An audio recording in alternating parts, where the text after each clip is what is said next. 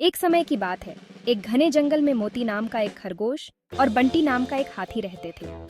मोती छोटा और फुर्तीला था, जबकि बंटी बड़ा और भारी था। दोनों बहुत अच्छे दोस्त थे। वे हर सुबह साथ में जंगल में घूमने जाते, खेलते और तरह तरह की मस्ती करते। मोती और बंटी एक दूसरे की खूब मदद करते थे। अगर मोती को कहीं दूर जाना होता तो बंटी उसे अपनी पीठ पर बैठा लेता, और अगर बंटी को किसी चीज को ढूंढने में परेशानी होती तो मोती अपने छोटे छोटे पैर दौड़ाकर उसकी मदद करता। उनकी दोस्ती की चर्चा पूरे जंगल में थी। एक दिन मोती और बंटी ने सोचा कि क्यों ना कोई नया खेल खेला जाए। उन्होंने छुपा छुपी का खेल खेलने का फैसला किया। मोती ने अपनी छोटी छोटी आंखों से पेड़ों के पीछे एक बढ़िया जगह खोज ली और छुप गया। बंटी अपनी बड़ी आंखों से चारों तरफ देखने लगा, लेकिन मोती को ढूंढ नहीं पाया। मोती ने एक पेड़ के पीछे से बू कहकर आवाज लगाई और बंटी हंस पड़ा। लेकिन उसी दिन जंगल में कुछ अजीब हुआ। वहां का सबसे ताकतवर शेर सिम्बा अचानक बस्ती में आ गया। सभी जानवर डर से इधर उधर भागने लगे। मोती ने भी बंटी को आवाज दी, बंटी जल्दी चलो, शेर आ गया है। बंटी ने डरते हुए कहा, मोती मुझे बहुत डर लग रहा है, मैं भाग नहीं सकता।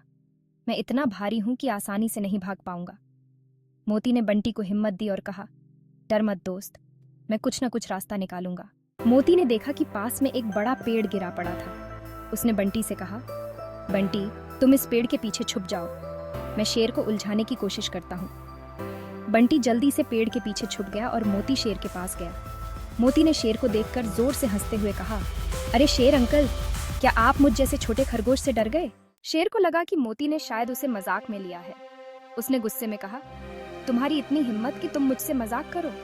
मोती ने चालाकी से कहा, नहीं शेर अंकल, पर आप इतने ताकतवर हो, आपको मुझसे क्या खतरा हो सकता है? आप चाहें तो मुझे पकड़ सकते हैं।